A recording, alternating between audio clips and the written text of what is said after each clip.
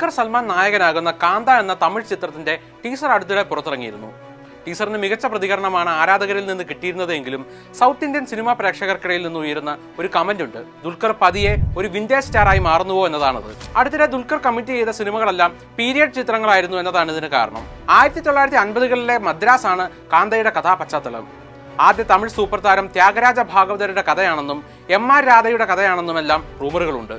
അതിനു മുൻപ് ദുൽഖർ അഭിനയിച്ച തെലുങ്കിൽ സൂപ്പർ ഹിറ്റായ ലക്കി ഭാസ്കറിന്റെ കഥാപശ്ചാത്തലം 1980കളായിരുന്നു. 2022 റിലീസ് ചെയ്ത സീതാരാമത്തിൽ 1960കളായിരുന്നു കഥാപശ്ചാത്തലം. ദുൽഖർ സൽമാന്റെ തെലുങ്കിലെ അരങ്ങേറ്റ ചിത്രമായ മഹാനടി 50കളും 60കളുമായിരുന്നു കാലഘട്ടമാക്കിയത്.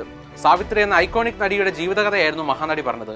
ചിത്രത്തിൽ ദുൽഖർ പ്രത്യക്ഷപ്പെട്ടത് സാക്ഷാൽ ജെമിനി ഗണേശനായിട്ടും. കാർവാൻ ചുപ്പ എന്നീ ചിത്രങ്ങൾക്ക് ശേഷം ദുൽഖർ ബോളിവുഡിലേക്ക് വീണ്ടും എത്തിയത് നെറ്റ്ഫ്ലിക്സ് സീരീസായ ഗൺസ് ആൻഡ് ഗുലാബ്സിലൂടെയായിരുന്നു. 1990ലെ ഒരു സാങ്കല്പിക നോർത്ത് ഇന്ത്യൻ ടൗണിലെ ഡ്രഗ് ഡീലിംഗിന്റെയും മാഫിയ സംഘങ്ങളുടെയും കഥയായിരുന്നു സീരീസ് പറഞ്ഞത്. ദുൽഖർ സൽമാന്റേതായി അവസാനം തിയേറ്ററുകളിലെത്തിയ മലയാള ചിത്രം കിങ് ഓഫ് കൊത്തയാണ്. ബോക്സ് ഓഫീസിൽ വമ്പൻ പരാജയം നേരിട്ട കൊത്ത 90കളും 80കളുമായിരുന്നു കഥാപശ്ചാത്തലമാക്കിയത്. കൊത്തയ്ക്ക് മുൻപ് തിയേറ്ററുകളിലെത്തിയ ദുൽഖർ സൽമാന്റെ blockbuster periodic crime thriller കുറുപ്പാണ് കൂട്ടത്തിലെ കൊമ്പൻ.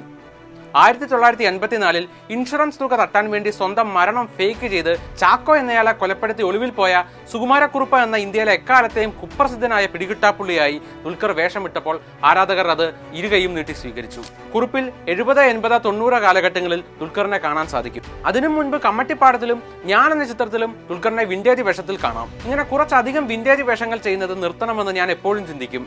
പക്ഷേ വീണ്ടും മോഹിപ്പിക്കുന്ന ഒരു മനോഹരമായ വിന്റേജ് കഥയുമായി ആരെങ്കിലും സമീപിക്കും. അതുകൊണ്ട് ആ വാശി ഞാനങ്ങ് മാറ്റി.